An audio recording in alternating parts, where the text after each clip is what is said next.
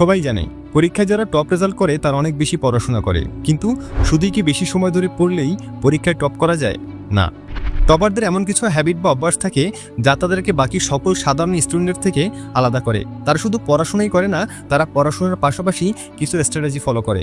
নগর বায়োস্কোপের আজকের ভিডিওতে আমরা জানবো টপাররা কিভাবে পরীক্ষার প্রস্তুতি নেয়, কিভাবে তারা নিজেদের কন্ট্রোলে রাখে এবং কিভাবে তারা হাজারো প্রতিযোগীর মধ্যেও আলাদা হয়ে ওঠে।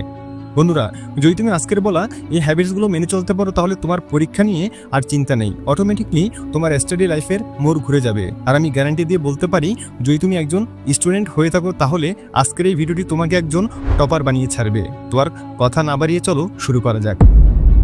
হ্যাবিট নাম্বার 1, ভুলকে ভয় না পাওয়া। পরীক্ষা মানেই চাপ, রেজাল্ট মানেই টেনশন, রেজাল্ট মানেই ভয়। আর সেই ভয়টা সবচেয়ে বেশি হয় ভুল নিয়ে। আমরা অনেকেই ভাবি একটা প্রশ্নের উত্তর ভুল হয়ে গেলে আমি ব্যর্থ, একটা নাম্বার কম পেলেই আমি শেষ। কিন্তু টপাররা কি কখনো ভুল করে না? তারা কি সবসময় সঠিক থাকে? না, তারাও তো ঠিক আমাদের মতোই মানুষ, তাদেরও ভুল হয়, তারাও ব্যর্থ হয়, নম্বর কম পায়।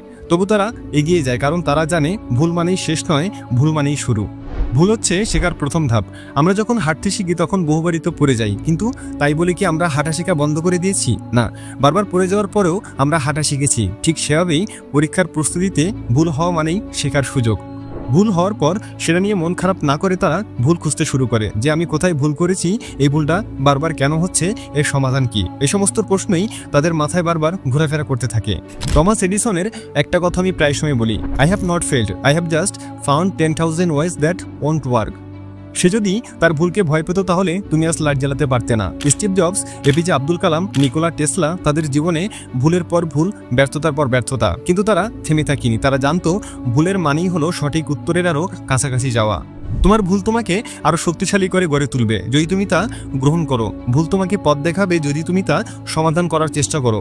ভুলই তোমাকে অন্যের চেয়ে আলাদা করবে যদি তুমি তা শুধরে আবার উঠে দাঁড়াও। আর টপারের এগুলো মেনে চলে বলেই তারা আমাদের থেকে আলাদা। নাম্বার 2, রিভিশনকে তারা অস্ত্র বানায়। প্রতিযোগিতামূলক পরীক্ষার ভিড়ে সবাই পড়াশোনা করছে, কেউ সকাল থেকে রাত, কেউ টিউশনে, কেউ অনলাইন ক্লাসে। কিন্তু কেন সবাই পড়াশোনা করেও টপ করে না? উত্তর খুব সহজ, কারণ সবাই তো আর রিভিশন করে না। রিভিশন মানে কেবল পুরনো পড়া বারবার দেখা নয়, রিভিশন মানে নিজেকে মনে করিয়ে দেওয়া যে তুমি ভুলে যেতে পারো, আবার শিখতেও পারো। টপাররা জানে মানুষের মস্তিষ্কে একটা তথ্য দীর্ঘস্থায়ীভাবে রাখতে হলে কমপক্ষে 3 থেকে 4 বার সেটা রিভিশন করা দরকার। তারা একবার পরে থেমে যায় না, তারা 7 দিন পরে, 21 দিন পরে এবং 1 মাস পরে আবার সেই বিষয়টা দেখে। তাদের লক্ষ্য একটাই, পরীক্ষার হলে গিয়ে কোনো প্রশ্নই যেন অচেনা না লাগে। এবার বলতে পারো কেন রিভিশন এতটা জরুরি? গবেষণাই বলছে কেউ যদি কোনো কিছু পড়ে তাহলে 24 ঘন্টার মধ্যেই সে প্রায় 70% ভুলে যায়। কিন্তু যদি সেই পড়া রিভিশন করা হয় তাহলে ভুলে যাওয়ার হার কমে গিয়ে দাঁড়ায় মাত্র 30% বা তার থেকেও নিচে। ধরো তুমি 3 মাস আগে যেটা পড়েছিলে সেটা কি এখনো মনে আছে? নতুন জিনিস পড়ার চাপে পুরনোগুলো প্রায় ভুলেই গেছো, তাই না? এটাই হয় সবার সাথে। কিন্তু যারা রিভিশন করে তারা পুরনো জিনিসকে এতটাই ভালোভাবে মস্তিষ্কে বসিয়ে ফেলে যে পরীক্ষার সময় শুধু চিন্তা করলে উত্তর চলে আসে। রিভিশন হলো সেই বিশ্বাস যা পরীক্ষার হলে গিয়ে তোমার আত্মবিশ্বাস তৈরি করে। তুমি যখন প্রশ্নপত্র হাতে পাবে তোমার মাথায় তখন ভয় আসবে না, বরং মনে মনে এটা ভাববে যে এই প্রশ্নটা তো আমি এর আগেও 3 বার পড়েছি। আর এই আত্মবিশ্বাস, এই স্মরণশক্তি তোমাকে টপারের কাতারে নিয়ে যাবে। নাম্বার 3, সময়ের সঠিক ব্যবহার করা। সময় হলো পৃথিবীর একমাত্র সম্পদ যা কারো জন্য অপেক্ষা করে না।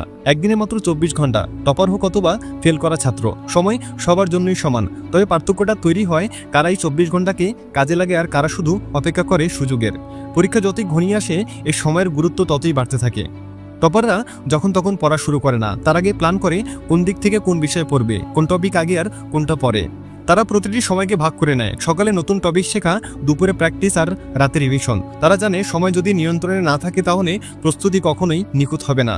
অনেকেই বলে আমি 8 ঘন্টা পড়ছি, কিন্তু প্রশ্ন হলো তুমি কতক্ষণ মনোযোগ দিয়ে পড়ছো?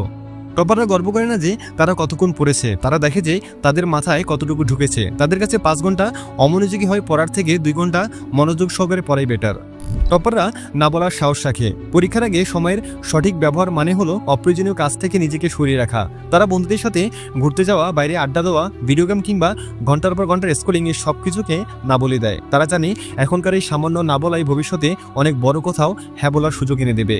টপাররা জানে কোন সময় কোন বিষয়ে পড়লে মনোযোগ বেশি থাকে, যেমন সকালে কঠিন বিষয়, রাতে রিভিশন। তারা সময়কে এমনভাবে ব্যবহার করে যেন প্রতিটি ঘন্টা এক একটা সোনার খনি। তাদের নিত্যদিনের রুটিনে পড়া, ঘুম, খাবার, বিশ্রাম সবকিছুর সুনির্দিষ্ট জায়গা থাকে।